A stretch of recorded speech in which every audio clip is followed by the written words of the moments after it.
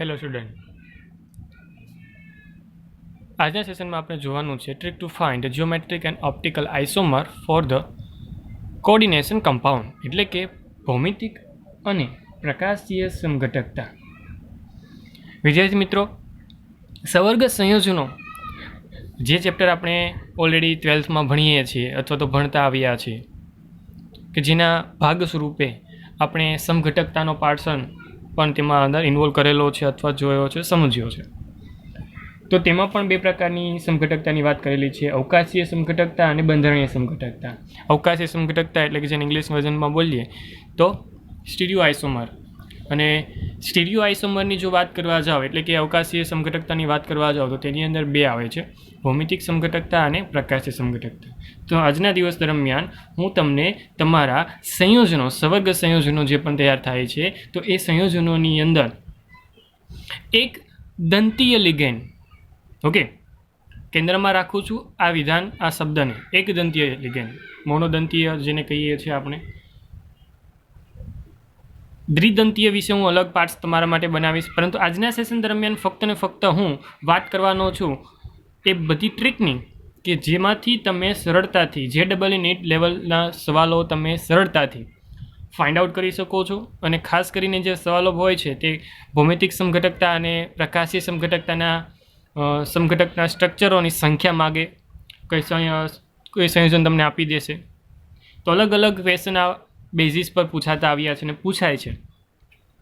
અને કદાચ જો તમે એનાલિસિસ નથી કર્યું તો ચોક્કસ એમ કહીશ કે એનાલિસિસ તમે કરો તો JEE કે નીટ લેવલ પર આ ચેપ્ટર બહુ જ સારા ગુણભારમાં પૂછાતું આવ્યું ચેપ્ટર છે. બે ચેપ્ટરના નામ લઈશ અહીંયા હું. પહેલું ચેપ્ટર એટલે કે પી વિભાગના તત્વો, પિરિયોડિક ટેબલને ધ્યાનમાં લઈને. અને બીજું ચેપ્ટર સવર્ગ સંયોજનો. જો JEE વાત કરું તો ડેફિનેટલી આ ચેપ્ટર એવું છે કે જેમાં મેક્સિમમ માર્ક બોલું છું, સમજો ખાસ કરીને, મેક્સિમમ માર્કનું આ ચેપ્ટરમાંથી આવતું હોય છે. તો અહીંયા બહુ જ અગત્યનું છે કે તમે સરળતાથી તમારા જે પણ કોન્સેપ્ટ છે તે ક્લિયર કરો. કેમ કે જો તમે કોન્સેપ્ટને ક્લિયર કર્યો હશે ટ્રીક વાઇઝ અથવા તો થિયરી વાઇઝ, તો તમને બહુ જ હેલ્પફુલ થશે તમારા વિકલ્પોને સોલ્વ કરવા માટે. તો એક ખાસ આજના સેશન માટે અથવા તો જ્યારે હું આ આઇસોમર્સની વાત કરતો હોઈશ અથવા તો સમઘટકતાનો વાત કરતો હોઈશ તો એ ટૂંકા ફોર્મ જે છે એને યુઝ કરીશ. જેમ કે ભૌમિતિક સમઘટકતા છે તો એને GI કહું છું, સિમ્પલ GI, જેથી સમજવામાં અથવા તો યાદ રાખવામાં સરળતા રહે છે. પ્રકાશીય સમઘટકતા છે એને OI કહીશ, ઓકે, જેથી સરળતા રહેશે. હું અલગ અલગ કેસીસ દરમિયાન સમઘટકતાને સમજાવવાની ટ્રાય કરું છું. આપણે જાણીએ છીએ ભૌમિતિક સમઘટકતા એટલે સીસ અને ટ્રાન્સની વાત થશે, અને પ્રકાશીય સમઘટકતા એટલે ડિસ્ટો અને લેવરની વાત થશે, વામ ભ્રમણીય અથવા તો દક્ષિણ ભ્રમણીય. ડિટેલમાં આપણે ચર્ચા કરીશું. નંબર 1, તમારી પાસે 1 બાય હું કેસ, અલગ અલગ પ્રકારના કેસ લઉં છું. અને નંબર 1, સમજો કે તમારી પાસે કેસ નંબર 1ની અંદર હું વિચારું છું કે ચતુષ્ફલકીય સંયોજન છે. કેવા સંયોજનો છે? ચતુષ્ફલકીય સંયોજનો.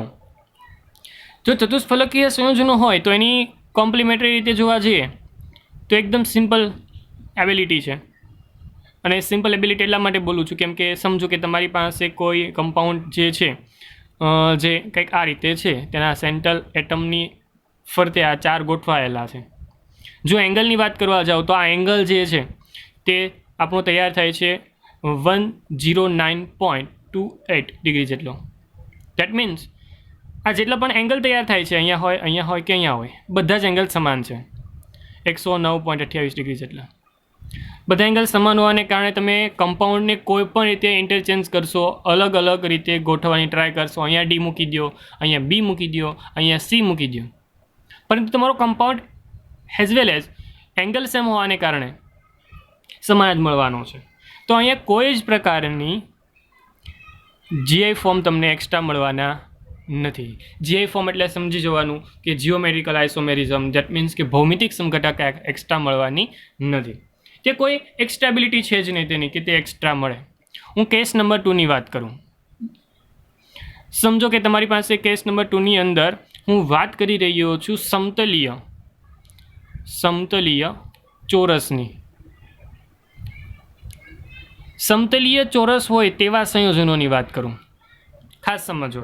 આ જે વાત કરી ચતુષ્ફલકીય હતો, ચતુષ્ફલકીયની અંદર તમે શું છે અને સમતલીયની અંદર શું છે તમે જાણો છો. હું અહીંયા સમતલીય છે તો પેલી કન્ડિશન વાઇઝ જો વિચારવા જાઓ, તમારું પહેલું કમ્પાઉન્ડ એટલે કે MA4. MA4 એટલે સમતલીય ગોઠવણી કરીએ એટલે કંઈક આ રીતે થશે. આ 4A. આ જે વિચારીએ છીએ તે લિગેન્ડ જ છે. જેમ આપણે અહીંયા ABCD લિગેન્ડના સ્વરૂપમાં લીધા, તેમાં અહીંયા A જે છે તે લિગેન્ડના ફોર્મમાં છે. તો અહીંયા તમે વિચારો છો તે મુજબ તમારી પાસે જે પણ એ જે છે પોતાના સ્થાન ચેન્જ કરે, કોઈ પ્રકારની જ્યોમેટ્રિકલ આઇસોમેરિઝમ તમને મળવાના નથી. There is no extra geometrical isomerism. આગળ વધીએ. કમ્પાઉન્ડને ચેન્જ કરું. A3 કોઈ B સાથે લઉં છું તો સેટ કરીએ ફરી એકવાર A એન્ડ ધેન B અહીંયા. તો તમારી પાસે જે પણ કમ્પાઉન્ડ તૈયાર થાય છે તો હું આ B જે છે અહીંયા મૂકીશ તો પણ પહેલાં જેવું જ કમ્પાઉન્ડ બનવાનું છે. બીને અહીંયા મૂકી દઉં તો પણ પહેલાં જેવું જ કમ્પાઉન્ડ બનવાનું છે અને બી અહીંયા મૂકી દઉં તો પણ પહેલાં જેવું જ કમ્પાઉન્ડ બનવાનું છે. મતલબમાં કોઈ એક્સ્ટ્રા સ્ટ્રક્ચર પોસિબલ થવાનું નથી. દેટ મીન્સ કે જ્યોમેટ્રિકલ આઇસોમેરિઝમ અગેન એબ્સન્ટ છે. ક્લિયર? નંબર 3 પર વિચારણા કરીએ. MA2B2. તો સમજો તમારી પાસે આ છે A. હું અહીંયા બીજો A મૂકું, એક B અહીંયા મૂકું, એક B અહીંયા મૂકું. ગોઠવણીની દૃષ્ટિકોણથી જોવા જઈએ તો હજી એક પોસિબિલિટી બને છે. કઈ પોસિબિલિટી? તો કે પાસે પાસે હોય. તો અહીંયા પોસિબિલિટી બની. ઓકે, અહીંયા B, અહીંયા B. તમારી પાસે જે પણ સંયોજન છે તે ખાસ જે હું લખવા જઈ રહ્યો છું તે ખાસ કાળજીપૂર્વક સમજો. સામે સામેના એક સાથે લખું છું. A. સમજાયું? A B. ક્લિયર? એવી રીતે અહીંયા જોવા જાઓ તો અહીં લખાશે AB.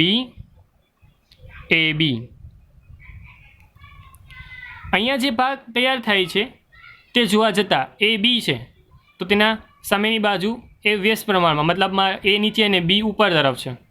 અહીંયા બંને એક સમાન સાઇઝમાં છે તો અહીંયા એ રીતે તમને જોવા મળશે. ધેટ મીન્સ હું એમ કહેવા માગું છું કે તમારી પાસે જે આ પ્રકારનો ભાગ તૈયાર થાય, સંયોજન તૈયાર થાય છે એ ટ્રાન્સ પ્રકારનું તમને જોવા મળે છે અને સીસ પ્રકારનું જોવા મળે છે. ગોઠવણી વાઇઝ તમે આ વસ્તુ ક્લિયરલી જોઈ શકો છો. ધેટ મીન્સ કે તમારી પાસે અહીંયા GI ફોર્મ તમને મળ્યા કુલ 2 જેટલા. ક્લિયર? તમને આ ક્લિયર વસ્તુ મેં ડેફિનેશન વાઇઝ બતાવી. આ બધી વસ્તુ હજી સમતલીય ચોરસની જ વાત કરું છું. યસ, હજી એક શક્યતા વિચારું કે MABCD. ચાલો, 4 ડેફિનેટલી અલગ છે. ઓકે, જો 4 અલગ વિચારતો તો હું સ્ટ્રક્ચર દોરવા નથી જતો, એમ જ સ્ટ્રક્ચર વિચારું. જોઈ લેજો. AB તો વધ્યું કોણ? CD. ચાલો, A સાથે હવે હું C લઉં તો બાકીના 2 બીજી બાજુ. હવે A સાથે હું D લઉં તો બાકીના 2 બીજી બાજુ. તો ઇનડાયરેક્ટલી મેં કોઈ પ્રકારના સ્ટ્રક્ચર દોર્યા વગર તમને આ ટ્રીક આપી કે જેમાં તમને સરળતાથી આ 3 ફોર્મ મળી જાય છે. એકદમ સિમ્પલ વેથી, સરળતાથી દોરવાની જરૂર નહીં પડે. ફક્ત ને ફક્ત આવી પેર બનાવો. ફરી એકવાર, આ જે પેર બનાવી છે તે પેર સામે સામેના કમ્પાઉન્ડને ધ્યાનમાં લઈને બનાવી છે. ઓકે, AB સામે સામેના કમ્પાઉન્ડને ધ્યાનમાં લઈને હું પેર બનાવું છું. તો ખાસ કાળજીપૂર્વક આ પેર તમે બનાવી દો. તમને જે પણ કમ્પાઉન્ડ આપી છે કયા પ્રકારનો કમ્પાઉન્ડ છે એ જોઈ લેવાનો. લિગેન્ડ તમારી પાસે હોય તે કયા પ્રકારનો છે, કેટલી સંખ્યામાં જોડાયેલો છે, એ પ્રમાણે તમે કામકાજ સરળતાથી કરી શકો છો. મેં વાત કરી તે મુજબ તમારી પાસે બીજી શક્યતા છે. પણ આ બીજી શક્યતાની અંદર જેમ વાત કરીએ છીએ 2 પ્રકારની સમઘટકતાની, ભૌમિતિક સમઘટકતા અને પ્રકાશીય સમઘટકતા. તો પ્રકાશીય સમઘટકતાને કઈ રીતે ઇન્વોલ્વ કરીએ તો સમજીએ. પહેલાં તો પ્રકાશ સમઘટકતાની અંદર શું છે, પ્રકાશ સમઘટકતા શું છે. તો એ ફક્ત એક નાની સમજ આપું છું પ્રકાશ સમઘટકતા માટેની, જે સમજતા પહેલાં મેળવવી જરૂરી છે. આપણે જાણીએ છીએ કે જ્યારે પણ કોઈ રેસિસ છે એક દિશાના જે પણ રેસિસ છે તે આપણે ચોક્કસ પ્રકારના મીટરમાંથી પસાર કરીએ કે જેને કારણે તેનું કોણાવર્તન એક ચોક્કસ પ્રકારના ઓપ્ટિકલી રીતે થવાના છે કે તે આ રીતે થઈ જશે. નહીં તો તમારા આવી રીતે થઈ જશે. મતલબમાં એક ચોક્કસ વેમાં તે ચેન્જ થવાના. જે આવા રેસીસ છે જેનું કોણાવર્તન કંઈક ડાબી બાજુએ અથવા તો જમણી બાજુએ થવાનું છે. તમારી પાસે જો રેજીસ સીધા જ પસાર થઈને નીકળે છે અથવા તો પોસિબિલિટી છે કે તે કોઈ ભાગમાં કોણાવર્તન પામશે. રેજીસ આવા છે કોઈ પણ દિશામાં ગતિ કરતા પાસ થશે એટલે સીધા જ જેવા છે તેવા તેવા બહાર નીકળશે. તો તે ઓપ્ટિકલી ઇનએક્ટિવ છે. અને જો તે કોણાવર્તન પામે છે એટલે ઓપ્ટિકલી એક્ટિવ છે. ઓપ્ટિકલી ઇનએક્ટિવ ને ઓપ્ટિકલી એક્ટિવ એટલે શું? તો કે આને કહેવાય પ્રકાશ અક્રિયાશીલ. અક્રિયાશીલ. તો આને કહીશું પ્રકાશ ક્રિયાશીલ, ઓપ્ટિકલી એક્ટિવ, જે તમારું કોણાવર્તન તમને દર્શાવશે. તો કેવા થયા વિદ્યાર્થી મિત્રો? તે ઓપ્ટિકલી એક્ટિવ. આપણે જાણીએ છીએ ઓપ્ટિકલી એક્ટિવ હોય, પ્રકાશ ક્રિયાશીલ હોય તો બે પ્રકારે થાય, કાં તો લેફ્ટ થાય અને ક્યાં તો તે રાઈટ થશે. ઓકે, જો લેફ્ટ થાય તો ને આપણે ઇંગ્લિશ વર્ઝનમાં કહીએ છીએ લેઓ રોટેટરી. શું નામ આપ્યું છે? લિયો રોટેટરી, જેને આપણે ગુજરાતી વર્ઝનમાં બોલીએ છીએ વામ ભ્રમણીય. ક્લિયર? અને જો રાઈટમાં થતું હોય તો એને નામ આપ્યું છે ડેસ્ટ્રો રોટેટરી. ઓકે, જેને આપણે બોલીએ છીએ દક્ષિણ ભ્રમણીય. દક્ષિણ ભ્રમણીય. ક્લિયર વસ્તુ? તો તમારી પાસે દક્ષિણ ભ્રમણીય અને વામ ભ્રમણીય, અથવા તો એમ સિમ્બોલ વાઇઝ ડી અને એલને જ હું ધ્યાનમાં લઈશ. ડી અને એલને જ હું ધ્યાનમાં લઈશ કે જેને કારણે તમે સિમ્પલતાથી સમજી શકો છો. સમજો કોમ્પ્લેક્સ પસંદ કરું છું. ફરી એકવાર આ જ પ્રકાશ ક્રિયાશીલતાના એક્ઝામ્પલને ધ્યાનમાં લઈને આપણે સમજાવવા માટે હું ફક્ત એક્ઝામ્પલ લઉં છું બે પ્રકારના. જેમ કે તમારી પાસે હું લઉં છું ફરી એકવાર MA4. MA4 જે છે સોલ્વ કરીએ એટલે સિમ્પલ આપણે જાણીએ છીએ બધી બાજુ સમાન રીતે રહેવાનું છે. આ 3A અને પાછળની બાજુ A. એટલે સ્વાભાવિક દ્રષ્ટિકોણથી જ્યારે આનું પ્રકાશીય મતલબમાં પ્રકાશી સમઘટકતા વિશે વાત કરવા જતા હોય તો આનું મિરર ઇમેજ જોવામાં આવે છે કે અરીસાની સામે મૂકો છો તો સ્વાભાવિક છે કે અરીસાની સામે મૂકો તો એની બાજુમાં જે મળતું પ્રતિબિંબ છે તે એના પર અધ્યારોપિત થઈ શકે છે કે અધ્યારોપિત થઈ શકતું નથી. પરંતુ જો તમે અરીસો મૂકશો અને જે પણ પ્રતિબિંબ તમે એને ઝીલવાના છો તે એઝ વેલ એઝ જેવું છે તેવું જ તમને મળવાનું છે. એટલે કે તેમાં કોઈ પ્રકારનો ચેન્જ થવાનો નથી. તમે સરળતાથી જે મિરર ઇમેજ જોવાના છો, મિરર ઇમેજ એ કેવા મળવાના છે? સેમ મળવાના છે, સમાન મળવાના છે. તો ઇનડાયરેક્ટલી આપણે કહી શકીએ છીએ કે આની અંદર ઓપ્ટિકલી આઇસોમર એટલે કે પ્રકાશ ક્રિયાશીલ સમઘટકતા નથી. ઓકે, જો તે એકબીજા પર અધ્યારોપિત થતા નથી તો તેને કેવા કહીશું? આપણે કેવા કહીશું? Optically active. ઓપ્ટિકલી એક્ટિવ કે જેના L અને D L અને Dના ફોર્મ તમને મળવાના છે. જેમ કે આપણે વાત કરીએ અહીંયા MABCD. હું એમાંનું કોઈ એક લઈ લઉં છું. ઓકે, ચાલો, જેમ કે આ M છે તો અહીંયા A, આ બાજુ B, પાછળની બાજુ એ C અહીંયા લઈ લો અને D અહીંયા લઈ લો. કોઈ પણ લઈ શકો છો, આમાંથી કોઈ પણ તમે ઉપાડી લો. અત્યારે જે ઉપાડેલું છે તે AD સાથે હોય તેવું, મતલબ આ લાસ્ટ પોર્શનવાળું. ઓકે, અને CD જે સાથે હોય તેવું, પણ આ સમતલીય પ્રમાણેનું છે. ઓકે, આ સમતલીય પ્રકારનું છે. પણ આજે મેં વાત કરી તે ચતુષ્ફલકીયની વાત કરું છું, ખાસ કાળજી રાખજો. હું ક્લિયર કરી દઉં છું, લખી દઉં છું, કેમ કે કદાચ આકૃતિ પરથી તમને સમજ પડી જવી જોઈએ કે ચતુષ્ફલકીય આકૃતિ જે છે તેના ધ્યાનમાં લઈને વાત કરું છું. ચતુષ્ફલકીય. તો અત્યારે જે આ MABCD જે છે તે ચતુષ્ફલકીય છે. કેવું છે? ચતુષ્ફલકીય.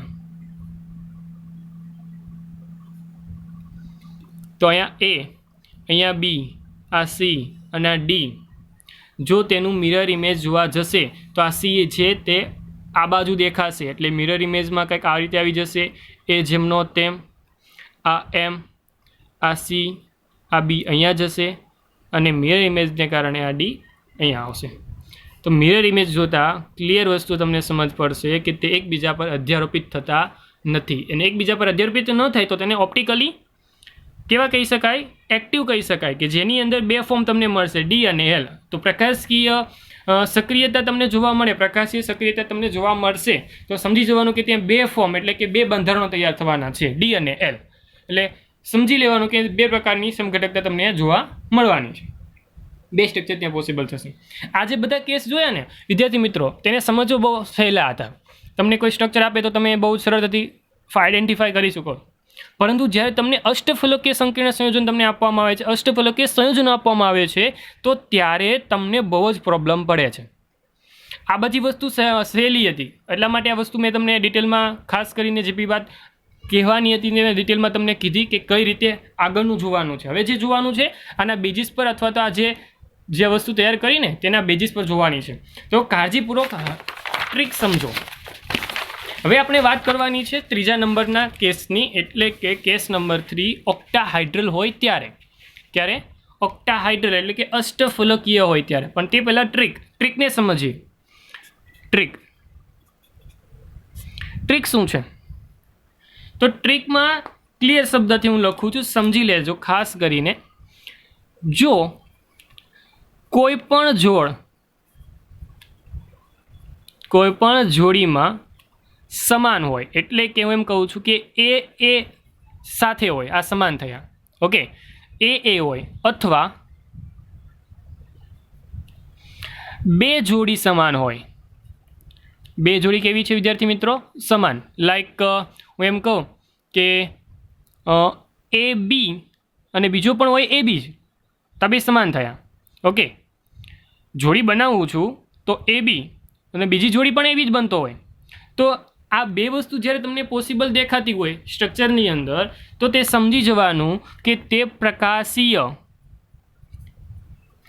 અક્રિયાશીલ છે. કેવા છે? પ્રકાશીય અક્રિયાશીલ, એટલે કે ઓપ્ટિકલી ઇનએક્ટિવ છે. પ્રકાશીય અક્રિયાશીલ છે. પ્રકાશીય ક્રિયાશીલ એટલે સમજી જવાનું કે તમને ડી અને એલ મળવાના નથી. જો આવું નથી તો તમને બે સ્ટ્રક્ચર મળવાના છે જે એક્સ્ટ્રા મળીએ છીએ તે. તો હવે સમજીએ એ બધા સ્ટ્રક્ચરોને. ખાસ કાળજીપૂર્વક જોતા જજો, સમજતા જજો. કેસ નંબર 3 અને હવે લઉં છું અષ્ટફલકીય. ખાસ કાળજીપૂર્વક વિદ્યાર્થી મિત્રો, તમારા માટેની જે વસ્તુ આવે છે તે હવે સંયોજનો જે એક્ઝામમાં પૂછવા યોગ્ય હોય તે કંઈક આવા સંયોજનો હશે. નંબર 1 પહેલું સંયોજન વિચારીએ, MA6 પ્રકારનું હશે. બીજું સંયોજન વિચારું તો તે વિચારી લઉં MA5B પ્રકારનું. ત્રીજું સંયોજન વિચારું તો MA4B2 વિચારું. ચાલો 4 નંબર પર વિચારું તો MA3B2C પ્રકારનું લઈ લઉં. 5 નંબર પર વિચારવા જાઓ તો MA3B3 લઈ લઉં. આવા બહુ બધા સંયોજનો તમે બનાવી શકો છો, જાતે તમે એના પર આઈડેન્ટિફાઈ મેળવી શકો છો. હું બીજા પણ વિચારીને મૂકું તો MA3BCD. ચાલો એવી રીતે 7 નંબર પર MA2B2C2. હવે જે ABCD જે સુધી આપ્યા છે તે બધા લિગેન્ડ સ્વરૂપ જ છે, કે લિગેન્ડને અલગ અલગ પોસિબિલિટી તમને આવી રીતે આપી શકે છે કે 6 લિગેન્ડ સમાન હોય, 5 લિગેન્ડ સમાન હોય, 1 લિગેન્ડ અલગ હોય, 4 લિગેન્ડ સમાન હોય, 2 લિગેન્ડ પાછીના અલગ છે. અષ્ટફલકીય એટલે 6 જોડાયેલા હશે, સિમ્પલ પ્રકૃતિ, ઓકે. તો સમજીએ કઈ રીતે મળશે. હવે જોજો ખાસ સમજો કઈ રીતે હું આઈડેન્ટિફાઈ કરું છું કોઈ પણ સ્ટ્રક્ચરને દોર્યા વગર. કેમ કે આવા સંકીર્ણ બનાવવા માટે હું એક સંકીર્ણને દોરવા જઈશ, બહુ જ વાર લાગશે. ફક્ત ને ફક્ત ટ્રીકને ધ્યાનમાં લઈશ અને મારું કામકાજ લઈશ. ફરી એકવાર ટ્રીક શું છે તો કે બે સમાન હોય અથવા તો બે જોડી સમાન હોય તો તેવા બધા થઈ જશે પ્રકાશીય અક્રિયાશીલ. ક્લિયર? ચલો સમજીએ. મારી પાસે 6 છે એટલે હું લખીશ AA. ઓકે, બેની પેર. આ બેની પેર કઈ રીતે? સામસામેની રીતે. તો કદાચ તમે જાણો છો તે મુજબ આની પછીની પેર પોસિબલ છે જ નહીં, એટલે લખી દઉં કે GI હવે પોસિબલ નથી આના સિવાય. અને વાત કરી તે મુજબ એ જોવા મળે છે? હા, જોવા મળે છે. તો optically inactive. Okay, optically inactive મતલબમાં તેમાં ઓપ્ટિકલી ઇનએક્ટિવ છે એટલે પ્રકાશ ક્રિયાશીલ સમઘટકતા મળવાની નથી. ક્લિયર ને? ચાલો આમાં વિચારીએ તો એ બી પેલી પોસિબિલિટી લખીએ અમે. હવે બીજી પોસિબિલિટી વિચારો તો આ એ બી વાળું જે છે અહીંયા જાય, સંયોજન બદલાતું નથી. હું એ બી વાળું અહીંયા લખું, સંયોજન બદલાતું નથી. મારી પાસે આનો ક્રમ મહત્વનો નથી, આ જોડી મહત્વની છે. એકને એક જોડી બીજી વાર ન બની શકે, ખાસ કાળજી રાખજો. મતલબમાં આની સિવાયનું કોઈ જીઆઈ પોસિબલ નથી, મતલબમાં ભૌમિતિક સમઘટકતા પોસિબલ નથી. સાથે સાથે ઓપ્ટિકલી કેવું થઈ ગયું? ઇનએક્ટિવ. એ દેખાઈ જશે ને તમને? 3 નંબરનું વિચારો તો એ બી સાથે રાખું છું. ચાલો બી ક્લિયર. હવે આના સિવાયનું કોઈ પોસિબિલિટી તમને જોવા મળે છે? ન બની શકે, કેમ કે કોઈ જગ્યા પર હું બી અહીંયાથી લઈ લઈને બીજી જગ્યા પર મૂકીશ તો એનો ક્રમ બદલાય છે. મને પહેલાં જ કીધું ક્રમનું કોઈ ઇમ્પોર્ટન્સ નથી, એક જોડી બીજી વાર ન બનવી જોઈએ. ઓકે ચાલો, તો આ બે સિવાય કોઈ પ્રકારની તમને જિયોમેટ્રિકલ આઇસોમેરિઝમ તમને એક્સ્ટ્રા મળતા નથી. ઓકે ને? તો ઓપ્ટિકલી જિયોમેટ્રિકલ આઇસોમ કેટલા મળવાના તમને? યસ, 2 મળ્યા. હવે ઓપ્ટિકલી એક્ટિવ કે ઇનએક્ટિવ? તો એ સાથે દેખાય, એ સાથે દેખાય, બંનેમાં દેખાય છે. તો ઓપ્ટિકલી ઇનએક્ટિવ, પ્રકાશીય અક્રિયાશીલતા. ક્લિયર? ચાલો 4 નંબર પર વિચારીએ. એ પછી બી 2 વાર છે. ચાલો તો બી એન્ડ ધેન સી. ઓકે ચાલો, પેલો બની ગયો.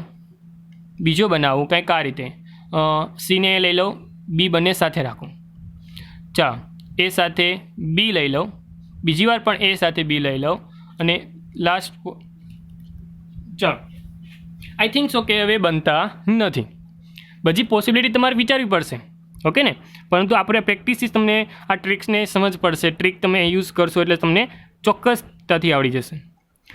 એ સમાન છે, એ સમાન છે, એ બી સમાન છે. અહીંયા એ જેવું નથી, પણ તો અહીંયા એ બી જેમ હતું તેમ વાત કરી તે મુજબ એ બી સમાન છે. માટે આમાં પણ તમને ઓપ્ટિકલી, આમાં પણ ઓપ્ટિકલી અને આમાં પણ ઓપ્ટિકલી ઇનએક્ટિવ તમને જોવા મળશે. મતલબમાં કોઈપણમાંથી તમને પ્રકાશીય સમઘટકતા મળવાની નથી. એટલા માટે કહી શકાય કે જીઆઈની સંખ્યા તમને મળી જશે 3 જેટલી, ઓપ્ટિકલી કોઈ પણ સ્ટ્રક્ચર મળતું નથી. ચલો વિચારો, તમારા માટે આ છે A3B3. તો એ બી. ચાલો બીજું વિચારીએ તો એ બી.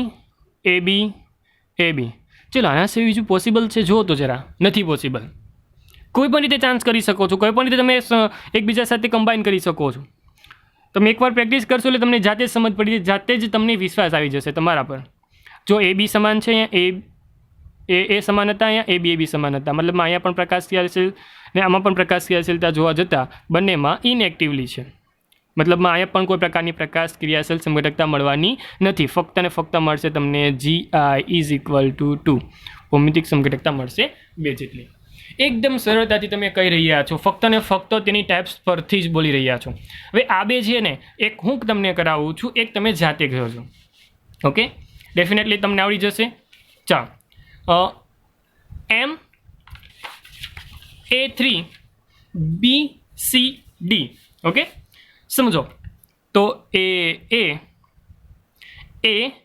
ABCD. ચાલો, પહેલી વસ્તુ તૈયાર થઈ. હવે એ સાથે રાખું છું, એ સાથે બી લીધો હતો, હવે સી લઉં છું, તો થઈ ગયો અહીંયા બી, અહીંયા ડી. ચાલો હવે ચેન્જ કરીએ તો ડી લઈએ, એ ડી બી સી. ક્લિયર? ચલો હવે આ એ જે પાર્ટ્સ છે તેને આપણે અલગ કરીએ. તો અલગ કરતાં તમને ચાલો એ સી અને લાસ્ટ એ ડી.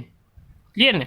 3 મળશે, એ બી, એ સી અને એ ડી. આ મેં એવી રીતે બનાવેલું છે, ખાસ કરીને લાસ્ટવાળું મેં એવી રીતે બનાવેલું છે કે જે ઉપરવાળા સાથે મેચ ન થાય. જો એ બી રાખું છું તો અહીં એ બી ઓલરેડી હતો. ઓકે, તો આ એ બી હોવાને કારણે મારી પાસે એ ભેગા ન લખી શકાય, એટલે મેં એ લખ્યો પછી એ નથી લખ્યો, પછી મેં સી કરી દીધું. મતલબ આ જોડી 2 હતી એ ચેન્જ કરી નાખી. મેં તમને કીધું તેમાં પ્રેક્ટિસની જરૂર અહીંયા છે. ઓકે, અને પ્રેક્ટિસ કરવા માટે તમને લોકડાઉનને કારણે બહુ બધો સારો એવો સમય તમને મળેલો છે. તો આઈ વિશ કે તમે પ્રેક્ટિસ કરશો. તો આ 3 તમને આ 4 તમને કમ્પાઉન્ડ મળી જાય છે.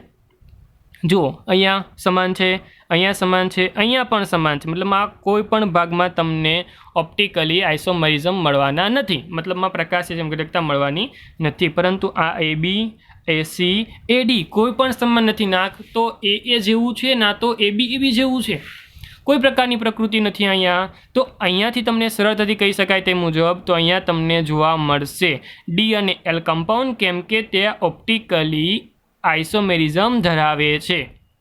ક્લિયર વિદ્યાર્થી મિત્રો? ક્લિયર કરી દેજો. તો તમારી પાસે GI કેટલા હતા? તો તમારી પાસે GI હતા 4.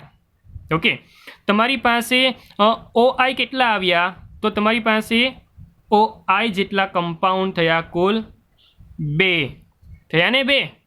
ખાસ સમજજો. પરંતુ જ્યારે આપણે ફક્ત ને ફક્ત GI ગણતા હોઈએ છીએ તો આ 4 પ્રકૃતિને આધારે અથવા તો સવાલમાં અલગથી પૂછાય તો ખાસ કાળજીપૂર્વક ધ્યાનમાં આપજો. પરંતુ જ્યારે તમે વાત કરતા હો કે OI કેટલા છે તો સિમ્પલ છે કે ઓપ્ટિકલ આઇસોમેરિઝમ તમને જોવામાં આવે છે, તો તેની અંદર ખાસ પ્રકૃતિને આધારે તમારે કહેવું પડે કે જો તમારી પાસે આ 2 જે છે તે ઓપ્ટિકલી એક્ટિવ છે. કેવા છે? ઓપ્ટિકલી એક્ટિવ છે. જ્યારે બાકીના 3 જે છે, આ એક એવો હતો, આ એક એવો છે કે જે ઓપ્ટિકલી એક્ટિવ છે, તો બાકીના 3 કેવા છે? ઓપ્ટિકલી ઇનએક્ટિવ છે. ક્લિયર? ઓપ્ટિકલી કેવા છે? ઇનએક્ટિવ છે. તો બેને મિક્સ કરો છો તો કેટલા થાય છે? કુલ 5 જેટલા. કેટલા થાય છે? કુલ 5 જેટલા. તો આ 5 જે છે તેને આપણે કહી શકીએ છીએ અવકાશીય સમઘટકતા. આ 5 શું છે? તો આપણે અવકાશી સમઘટકતા એટલે શું? તો કે બંધારણીય સમઘટકતા, સોરી, અવકાશીય સમઘટકતા એટલે શું? તો કે ભૌમિતિક સમઘટકતા અને પ્રકાશીય સમઘટકતાને સરવાળો કરી જે સંખ્યા નીકળે છે તેને આપણે કહીએ છીએ અવકાશીય સમઘટકતા. ક્લિયર? તો આમ તમને 5 જેટલી મળે છે. આ જે 2 હતા કમ્પાઉન્ડ તે ઓપ્ટિકલી એક્ટિવ હતા અને આ જે 3 છે તે ભૌમિતિક સમઘટકતાનો જ ભાગ છે, પરંતુ બેનો સરવાળો કરીએ છીએ તો આમાંથી 3 એવા છે કે જે ઓપ્ટિકલી ઇનએક્ટિવ છે, આમાંથી એક એવો છે કે જેના 2 ભાગ તૈયાર થશે કેમ કે ઓપ્ટિકલી એક્ટિવ છે. ઓકે ને? કે જેને કારણે કુલ કમ્પાઉન્ડ નીકળશે 5. હું અહીંયા એટલા માટે ફરી એકવાર માર્કિંગ કરું છું કેમ કે અહીંયા તમને સવાલ પૂછાય ને તો આપણે નોર્મલી શું વિચારીએ કે ભૌમિતિક સમઘટક અને પ્રકાશ સમઘટકતાનો સરવાળો કરી દે એટલે અવકાશી સમઘટકતા તમને મળી જાય. તો જો સરવાળો ખરેખર કરવા જશો તો 6 થશે. ઓકે, જે વસ્તુ ખોટી છે. તો કાળજીપૂર્વક અહીંયા ધ્યાનપૂર્વક સમજવાનું છે કે આ કમ્પાઉન્ડ છે 2 વાર વિચારવાનું છે. તો અહીં તમે GIમાં જો ગણશો ફરી એકવાર 2 વાર, ઓપ્ટિકલી આઇસોમરમાં ગણજો તો 6 જ થવાના છે, પણ જે ખરેખર ખોટું છે. ઓકે, તો ખાસ કાળજીપૂર્વક. ચલો હવે આની અંદર કમ્પાઉન્ડ બનાવવાના છે. હું ફક્ત તમને જવાબ કહી દઉં છું. તમારા માટે જે GI નીકળવાનો છે તે GI તમને મળશે 6 જેટલા. ઓપ્ટિકલી એક્ટિવ હોય તેવા 4 અને ઓપ્ટિકલી ઇનએક્ટિવ હોય તેવા પણ 4. ઓકે, અને કમ્બાઈન કરીને જ્યારે તમે વિચારવા જાઓ છો તો હું એમ જ કહું છું 4 + 4 એટલે કે અવકાશીય સમઘટકતા તમને મળવાની છે અહીંયાથી 8 જેટલી. કેટલી મળવાની છે? 8 જેટલી. તો આમાં હું એમ કહીશ કે જે સંયોજનો છે તે બનાવો તમારી જાતે અને તમારી ટ્રીકને એપ્લાય કરતાં તમે શીખશો. ઓકે, તો આજના સેશન દરમિયાન આપણે વાત કરી છે, ફરી એકવાર ક્લિયર કરું છું, આજના સેશનની જે વાત કરી છે તે છે એકદંતીય લિગેન્ડ માટે, મોનોદંતીય લિગેન્ડ માટે વાત કરી છે. ફક્ત ને ફક્ત એકદંતીય લિગેન્ડની વાત કરી છે. તો તમારા જે હોમવર્કમાં આપેલો કમ્પાઉન્ડ છે ફરી એકવાર એને ટ્રાય કરો. આવા બહુ બધા એક્ઝામ્પલો સોલ્વ કરો. પ્રીવિયસ જેટલા પણ એક્ઝામની જે પણ એક્ઝામ છે તેના પેપર સોલ્વ કરો. તેમાં બધા સવાલ તમને જોવા મળશે. નવી ટ્રીકને એપ્લાય કરતા અને પ્રેક્ટિસ કરતા શીખો. ઓકે, હું છું તમારો મેન્ટોર હિમાંશુ સરદારા સર.